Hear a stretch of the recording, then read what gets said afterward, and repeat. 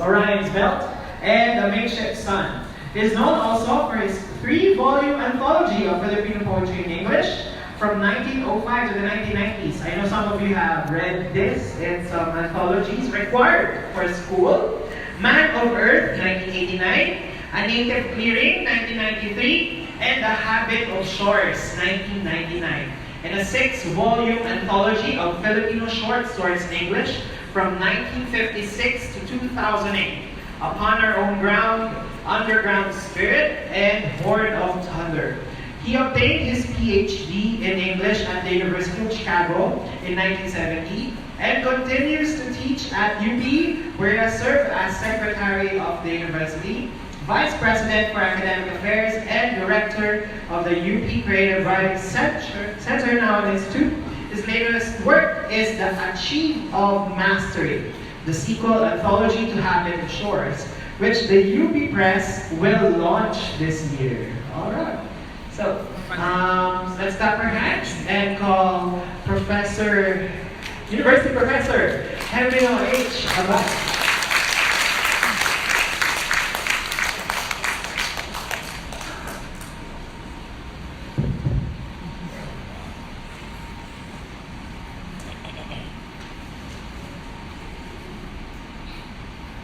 I teach my child.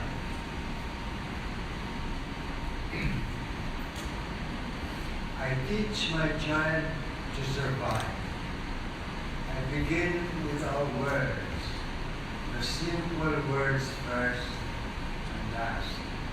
They are hardest to learn. Words like home, or friend, or to forgive. These words are relations that are difficult to bear. Their fruits are unseen. Or words that promise or dream. Words that honor or certainty or cheer. Layers of sound, their roots run deep. These are words that aspire. They cast no shade. These are not words to speak. These are the words of which we consist, indefinite, without other ground. My child is without syllables to utter him, captive yet to his origin in silence. By every word to rule his space, he is released.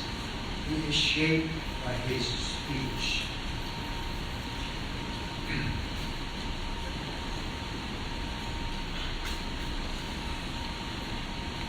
The words are not given. They have no script. Their play is hidden. We are their stage. Every act is first without words. There's no rehearsal to adjust your deed from direction with words. These are the words that offer to our air both sky and earth. The same words that may elude our acts. If we speak them, but cannot eat their sound, they strand us still in our body, blank, like the child with the uphill silence of his words blank. And so, I teach my child to survive.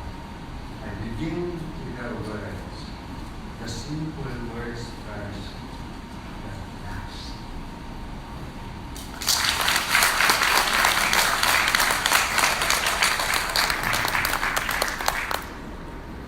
Jeepney. Gypsy. Yeah. Consider honestly this piece of storm in our city's entrance. Incarnation of scrap, what genius of salvage, what art or cunning, what craft. Its grip now molds our space. Its lusty dildos our sight. In rut and in flood, claptrap sex of traffic, jukebox of havoc. I mark your pride of zigzag, heeds no one's limbs nor light. I sense our truth laughing in our guts. I need no words to fix its tense.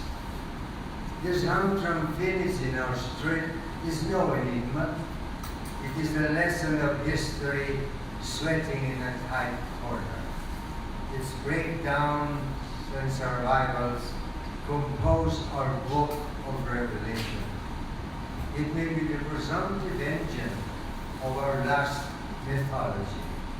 Look, our macho incarnate, sweat towels slung round his neck. He collects us where the weathers of our feet strand us. He travels with his household gods, with the Virgin of sudden mercy. Our collective memory, he forgets no one's fare nor anyone's destiny. It may be the presumptive engine of our last mythology. See how our countrymen cling to this trapeze against all hazards. All our lives we shall be acrobats and patiently survive. Our bodies feed on proximity. Our minds rev up on gossip. We flock in small spaces and Twitter, a country of patience. Here is our heartland still. When it dreams of people, it returns empty to itself, having no power of abstraction. Abandoned to itself, and in no one's care, jeepneys caroon through it, a long country of patience.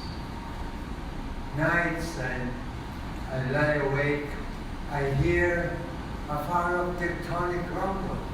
Is it a figment of desolation from the reliquary of havoc, or out of its dusty hardihood, the obduracy of near survival, a slow horde of thunder from underground spirit of endurance? Thank you.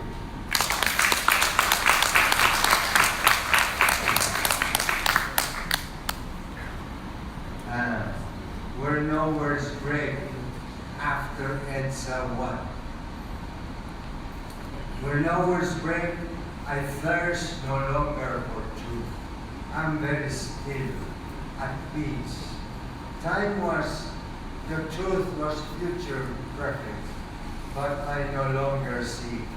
All my pieces I have collected, and let no words break. Where no words break, my thirst is quenched by every spring. The spring is everywhere. Time was, I strove for truth. The passion grew, but words could not appease. Truth had no bounds, and let no words break. The president whose state was a lie. The soldier who did not fire. People shouting, words dying. Fruit of a children. Snails after, things swarming. Once these were truth's sundries, its daily exhibit, but did not make a book where no words break. I thirst no longer for truth. Am, without words composed. Our ticks have lost their wits. The talks of doom have grown serene. I no longer even roam where no words